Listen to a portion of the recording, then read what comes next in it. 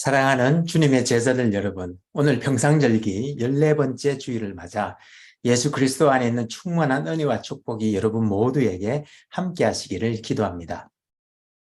이번 주 이곳 아이오와는 이제 여름도 지나고 아침 저녁으로 가을 바람이 선선하고 반가운 9월로 접어들었습니다.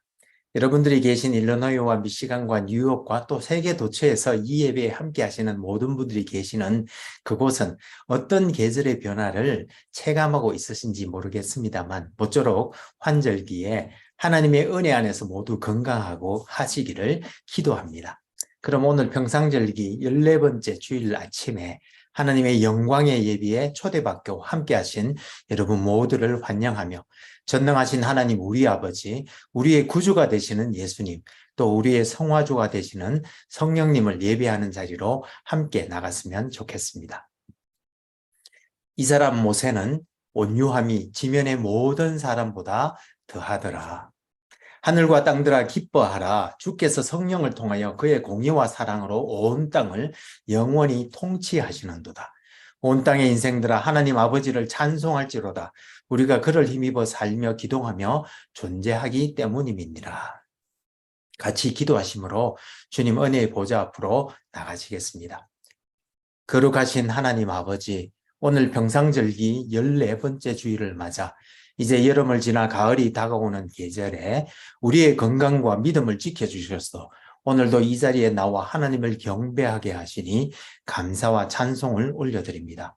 하나님 아버지, 지금 이 시간 우리가 성령과 진리로 예배드릴 때에 여기 함께한 모든 주님의 백성들에게 영광으로 임하여 주옵시되 아버지의 크신 사랑 안에서 우리 주 예수 그리스도의 은혜와 성령님의 은사 주심이 우리 모두를 충만케 하여 주옵시고 저희들이 올려드리는 감사와 찬송과 영광과 존귀를 하나님 아버지 홀로 받아 주옵소서.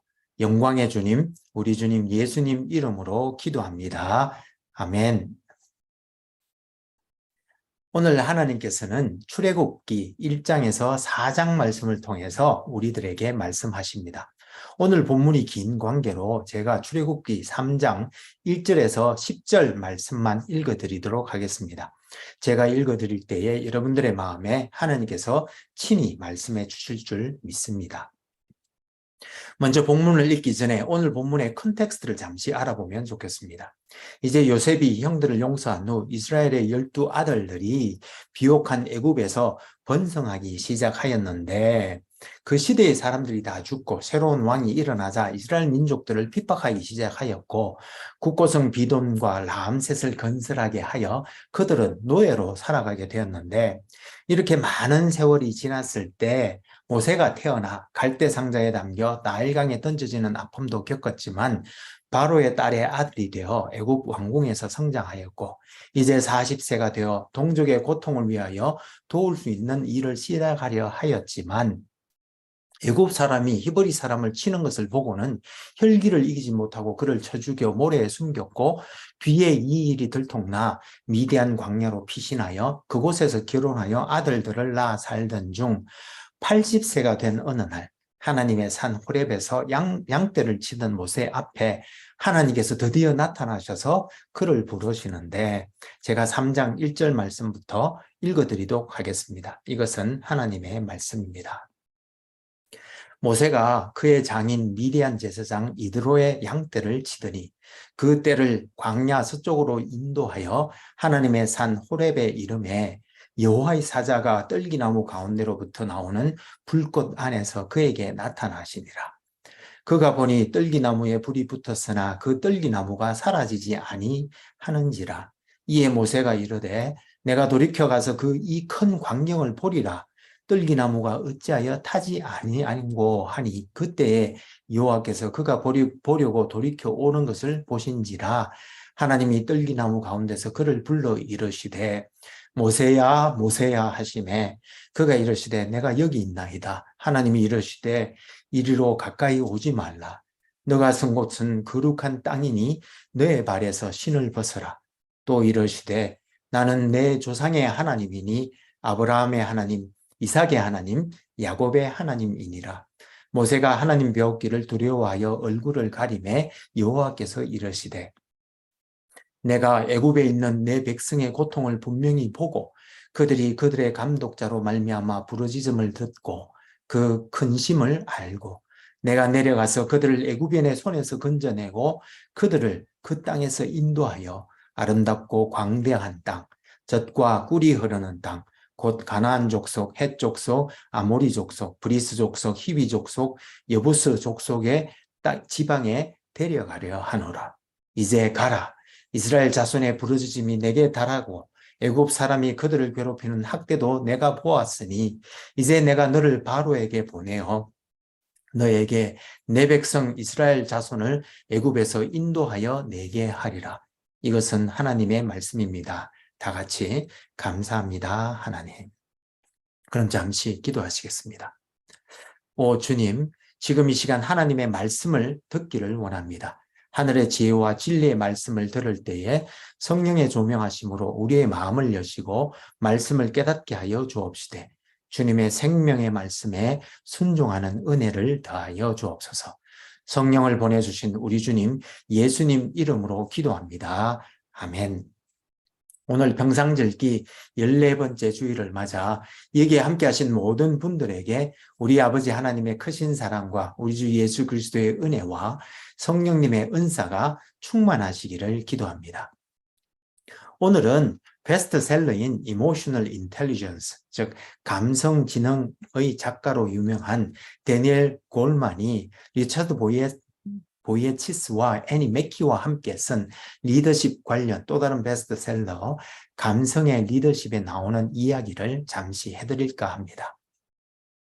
이 책은 최초로 리더십과 감성과의 관계를 아주 과학적이고도 객관적으로 규명한 책으로 저자는 팀원들이 리더들에게 자기들을 지지해주는 정서적 연대, 즉 공감을 원한다는 점에 주목하여 불안감과 불확실성이 개인과 사회를 위협하는 현대 사회에서 리더는 지성과 감성이 함께 어우러질 때 비로소 뛰어난 리더십을 발휘할 수 있다고 하면서 한편으로 리더는 도전과 과업을 분석하고 파악할 수 있는 사고 능력과 과감한 결단을 내릴 수 있는 능력 등 지적인 능력도 갖추어야 하지만 동시에 조직의 비전과 과업을 실현시켜 나가는 과정에서 사람들에게 동기를 부여하고 그들을 이끌고 격려하며 그들의 말에 귀 기울이고 설득할 수 있는 능력, 즉 감성지능도 갖추어야 하는데 이 모든 역량은 바로 공감을 바탕으로 하고 있다고 말하였습니다. 그리고 다른 사람의 감정을 이해하고 그것을 대변함으로써 사람들의 마음을 이끌 수 있는 리더들은 다음과 같은 6가지 리더십을 자유자재로 사용할 수 있어야 하는데 새로운 비전이나 명확한 방향을 제시할 수 있는 비전형 리더십과 팀원들의 의견을 끌어내고 동의나 합의를 도출할 수 있는 민주형 리더십과 직원의 실적 개선을 돕고 장기적인 강점을 개발해 줄 수 있는 코칭형 리더십과 스트레스가 많은 직원들을 위로하고 격려하는 친화형 리더십과 또 유능한 팀원들을 독려하여 성과를 올릴 수 있는 선도형 리더십과 함께 위기 상황이나 문제 직원을 다룰 때 유용한 지시형 리더십 등 이 6가지 리더십들을 상황에 맞게 잘 활용할 수 있어야 하는데 이를 위해서는 먼저 자신의 리더십 유형을 확인한 후에 더 나아가 6가지 리더십 유형 모두를 상황에 따라 자유자재로 활용할 수 있을 정도로 훈련하여야 하는데 그러기 위해서는 자기 정서에 대한 인식 능력과 정서적 자제력 등 자기 관리 능력으로 이루어진 개인 역량과 함께 조직의 정서를 인식하고 공감할 수 있는 사회적 인식 능력과 커뮤니케이션 등 관계 관리 능력으로 이루어진 사회 역량들을 갖추어야 하는데 이러한 능력들 중에 모든 역량들의 근간을 이루는 가장 중요한 능력이 바로 감성지능이라고 하면서 다양한 리더십 유형을 활용하여 최고의 성과를 창출하는 리더가 되기 위해서는 지속적인 학습과 훈련을 통해서 이 감성지능을 배우고 익힐 것을 제안하고 있습니다.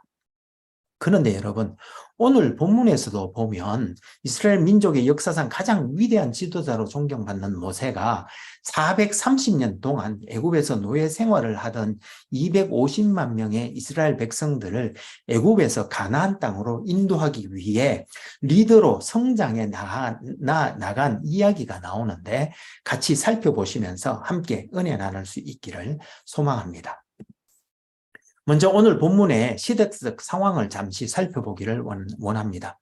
창세기 15장 13절에서 16절 말씀에 보면 하나님께서는 아브라함과 횃불 언약을 맺었을 때 아브라함의 자손들이 이 이방에서 객이되어 400년 동안 고생하겠지만 하나님께서 그 나라를 징벌하고 그 자손들을 구원하여 그들을 큰 재물을 이끌고 4대 만에 그곳에서 나와 약속의 땅 가나안으로 다시 돌아오게 해줄 것이라고 약속해 주셨는데 하나님께서 예언해 주신 대로 야곱 즉 이스라엘의 때에 온 세상에 큰 흉년이 들었고 이에 요셉을 포함한 이스라엘의 가족 70여 명이 마침내 애굽 땅으로 들어가서 살게 되었는데 그때가 BC 1876년경이었습니다.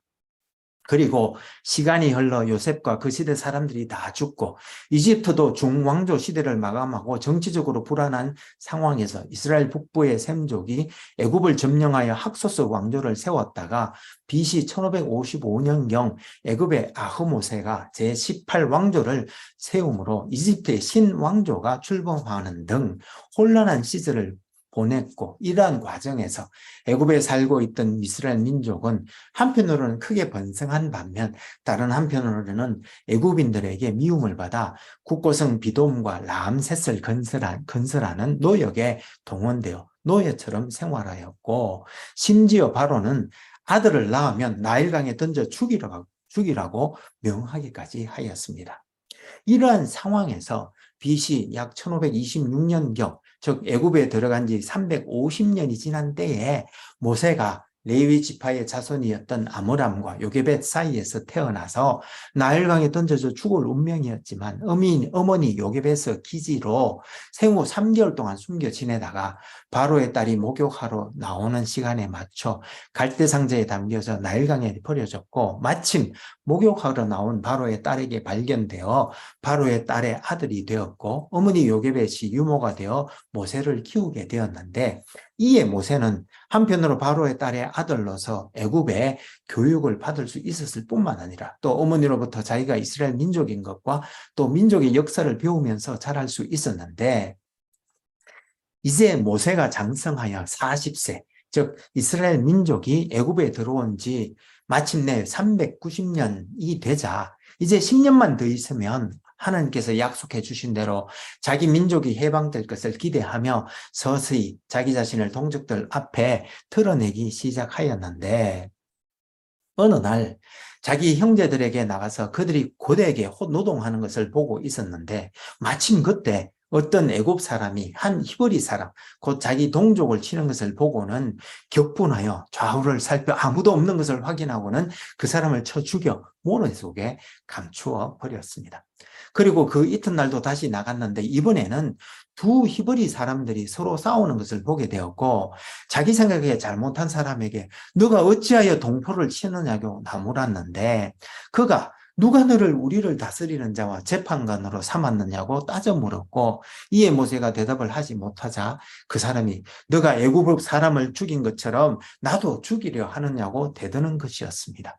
사실 이 질문은 실은 그들을 도우려는 모세에게 과연 너가 그럴 만한 권위와 지위가 있는지 그리고 그의 반응적이고 통제 불가능한 그러한 리더십에 대한 비난이었던 것이었습니다. 아무튼 이에 모세는 자기가 히브리 사람들 때문에 애굽 사람을 쳐 죽여 모래에 파묻은 것이 사람들에게 발각되었다는 것을 알게 되었고 결국 이 사실이 바로의 귀에까지 들어가 그를 잡아 죽이려 한다는 소식을 듣고는 도망하여 미디안 광야로 피신하였는데 이렇게 40세 때의 모세는 비록 바로의 딸의 아들이 되어 애굽에서 왕자로 살면서 리더로서 필요한 교육들과 훈련들을 받았고, 또한 어머니 요게벳으로부터 자기가 이스라엘 민족이며 애굽에 들어온 지 400년이 되면 하나님께서 애굽의 종살이로부터 그들을 해방시켜 줄 것을 듣고 그런 비전과 정의감은 가지고 있었지만, 아직 그의 내면 깊숙한 곳에 쌓여있던 분노와 트라우마는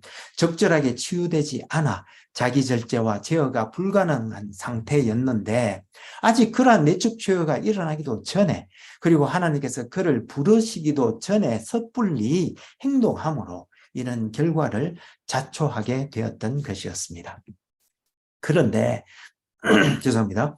하나님께서는 이런 모세의 성급함이 낳은 광야의 시간들을 선용하셔서 모세 내면의 분노와 아픔을 치유하는 시간으로 사용하셨는데요. 무슨 말인가 하면, 하나님께서는 모세가 미디안 광야에서 홀로 고독 속에 있는 동안 자기 내면 깊은 곳에 자리한 자기의 있는 그대로의 모습, 즉 그의 정의감 밑에 웅크리고 있던 분노를 마주보게 하였고, 이러한 분노가 어떤 상황, 즉 불의한 상황을 만나 그의 정의감이 발동되면 그 내면에 있던 분노가 트리거링 되어 결국 아직 그런 분노를 제어할 수 있는 능력이 개발되지 않는 상태에서 그것이 폭발적으로 액트 아웃 한다는 것을 깨닫게 해주셨고, 결국 이러한 미숙하고 절제되지 않은 리더십으로는 고통 가운데 있는 자기 동족들을 구해낼 수 없다는 것을 뼈저리게 깨닫게 해주셨던 것인데, 모세는 이렇게 고독한 광야의 시간 동안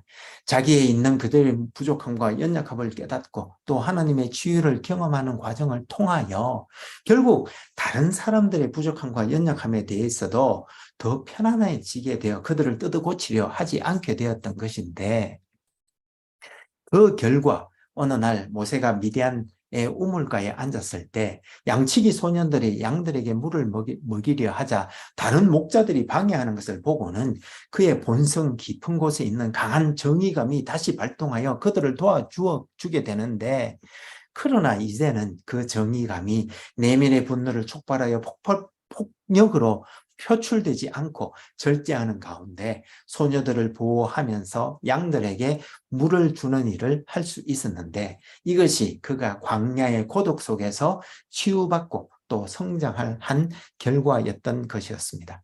아무튼 이런 과정 속에서 그는 미디안 제사장 이드로의 딸 십보라와 결혼하여 아들 게로솜을 낳았으며 그곳에서 살고 있었는데, 그렇게 10년이 지나 하나님께서 약속하신 400년이 드디어 되었는데도 아무런 말씀이 없으신 것이었습니다. 그래서 그는 또 기다리고 기다려 그렇게 10년, 20년, 30년이 지나 동족들이 애굽에 들어온 지 이미 430년이 되어도 하나님께로부터 아무런 말씀이 없자 이제 그는 자포자기하며 자신감도 또 희망도 다 잃어버리고 완전히 낮아져서 그렇게 광야의 목동으로 고독하게 살아가게 되었는데, 그런데 여러분, 왜 하나님께서는 이렇게 약속하신 날짜를 30년이나 미루셨던 것일까요? 여러분, 하나님께서 계산을 잘못하셨던 것일까요? 아니면 창세기 15장 16절에서 말씀하셨던 것처럼 아직 아모리 족속의 죄악이 가득 차지 않아서 그러셨던 것일까요? 대간절 어떻게 된 것일까요? 여러분들은 어떻게 생각하십니까? 예, 그것은 바로가 받아야 할 또 다른 훈련이 있었기 때문이었습니다. 무슨 말인가 하면, 물론 모세는 그가 애굽에서 받았던 훈련을 통해 필요한 지적 능력도 가지게 되었고 자기의 내면의 상처와 트라우마를 치유하고 극복하여 마침내 성숙하고 절제력이 있는 리더로 성장하였지만 아직 다른 능력도 필요하였기 때문이었습니다. 이 능력이 무엇인지 이해하기 위해 몇 가지 질문을 해보았으면 좋겠는데요. 여러분, 430년 동안이나 노예 생활을 하고 있던 이스라엘 백성들을 애굽에서 구해내서 가나안 땅에 정착시키려면 먼저 그 당시 최강이었던 애굽의 군대들과 또 호전적인 가나안 족속들과 싸워 이겨야 하는데, 과연 모세가 어떤 훈련을 더 받아야 이런 일들이 가능하게 할 수 있었을까요? 그리고 심지어 가장 빠른 길인 해변가의 길도 10하루가 걸리는 길인데 그 길에는 블레셋 사람들이 버티고 있었기에 성경에서 나온 대로 만약 광야길로 돌아가야만 했다면 아마도 수개월은 좋게 걸릴 것인데 250만 명이나 되는 사람들을 먹일 물과 양식은 도대체 어떻게 조달할 수 있었을까요? 아무리 생각해봐도 한마디로 이 일은 불가능한 일이라는 것이 제 결론이었습니다. 즉, 이 일은 모세가 군사적 역량을 더 키우고 뛰어난 전술가로 훈련받는다 하더라도 도저히 불가능한 일이라는 것입니다. 그리고 또 다른 측면이 있는데 무슨 말인가 하면 그가 이끌 이스라엘 백성들에 대한 것인데요. 이스라엘 백성들이 과연 어떤 백성들입니까? 지난 430년 동안 애굽에서 노예로 살았던 사람들인데 그들이 수개월 혹은 수년 동안 광야를 지나 마침내 가나안을 정복하기까지 과연 고분고분 모세의 리더십을 따라주고 그 광야길을 믿음으로 견디어 낼 수 있었을까요? 네, 그렇지 않았을 것입니다.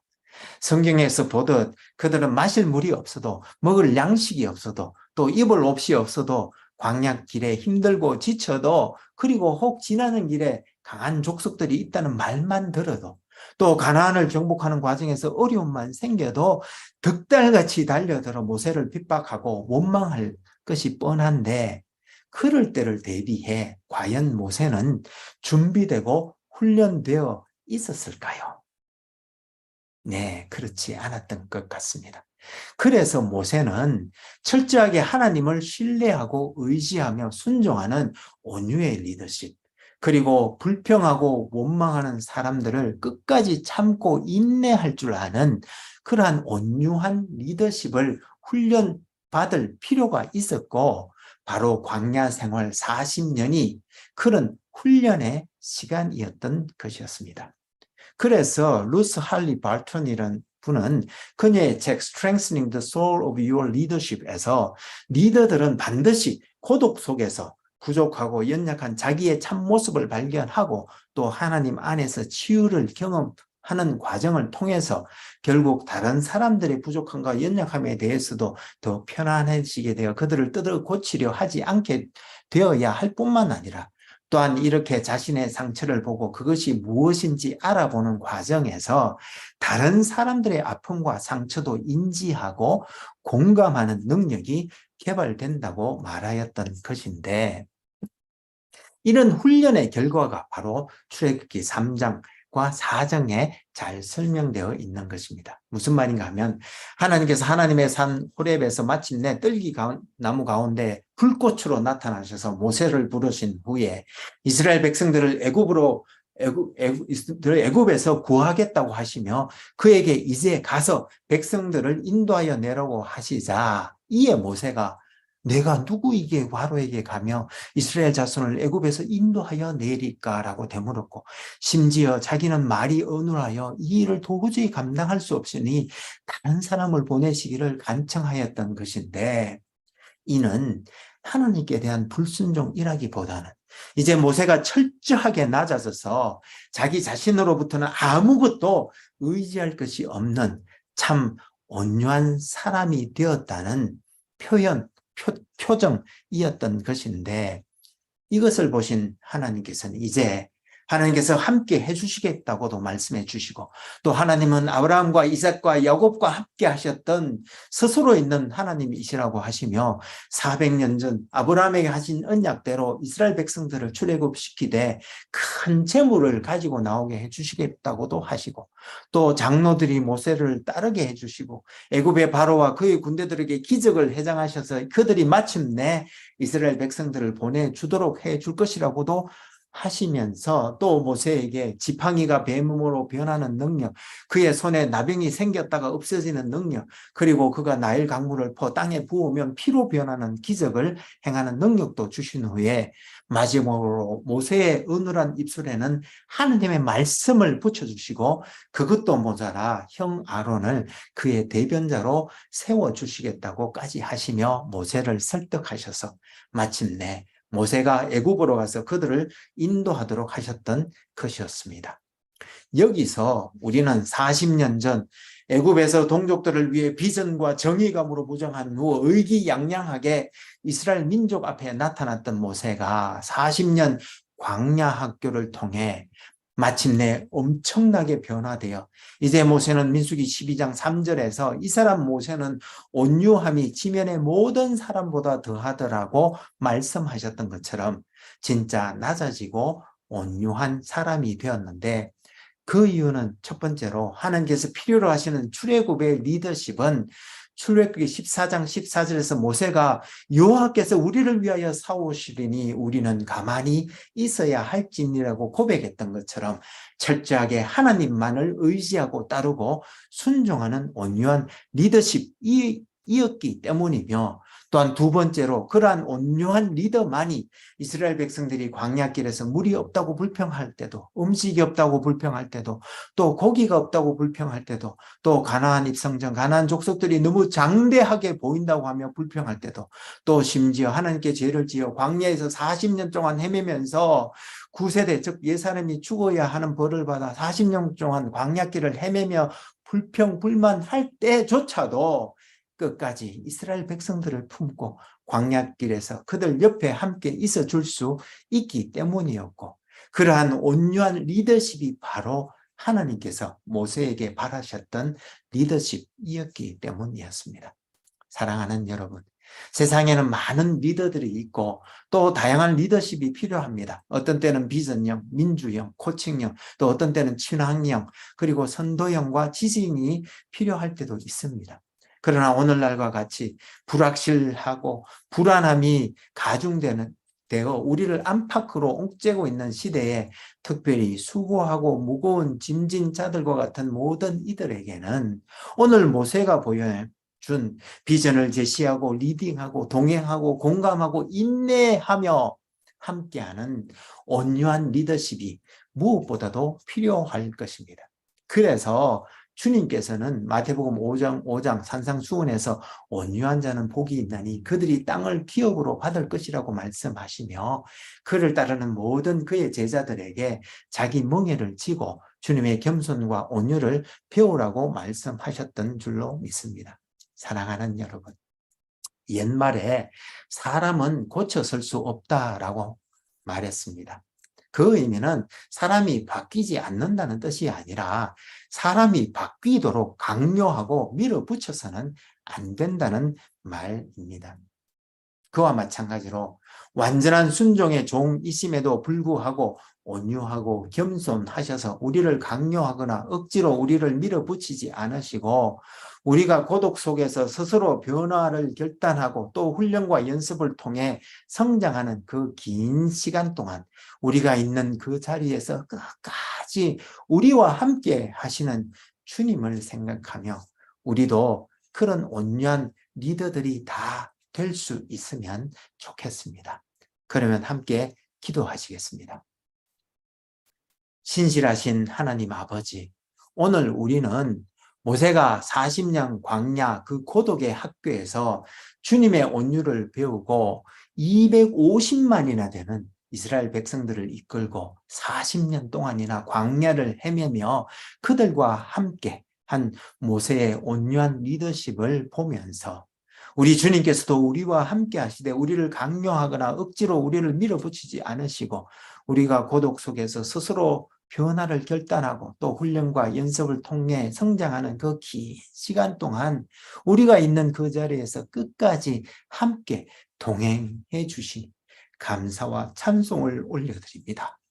간절히 기도하옵기는 지금 여기 있는 우리 모두가 각자 어디에 이르렀든지 우리의 광야 그 고독한 길에서 있는 그대로의 나의 모습을 발견하고 그런 나 자신을 품고 인내하는 과정에서 온유함을 배워 다른 사람들에게도 그렇게 끝까지 기다려주고 함께 해주는 하나님의 온유하심을 닮은 하나님의 백성들 다 되게 하여 주옵소서.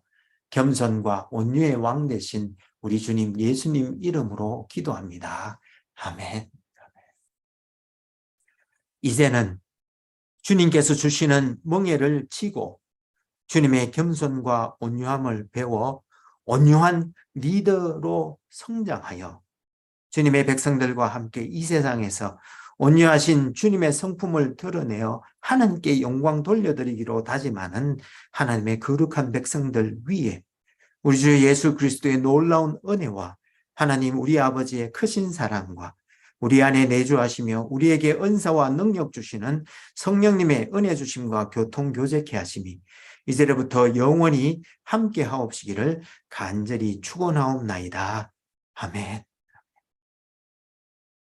감사합니다, 여러분. 오늘 평상절기 14번째 주일날 아침에 하나님의 크신 사랑과 우리 주 예수 그리스도의 은혜와 성령님의 은사가 차고 넘치는 복된 날 되시기를 소망하며 모쪼록 건강하고 행복한 한 주 보내시기를 기도합니다. 혹 여러분들 중에 저희 주님의 제자들 교회를 도우시기를 원하시는 분은 페이팔 계정 info@churchbeyondborders.com으로 헌금해 주시면 감사하겠습니다. 그럼 다음 주에 다시 은혜로 만나 뵙겠습니다. 사랑합니다. 감사합니다. 축복합니다. 바이.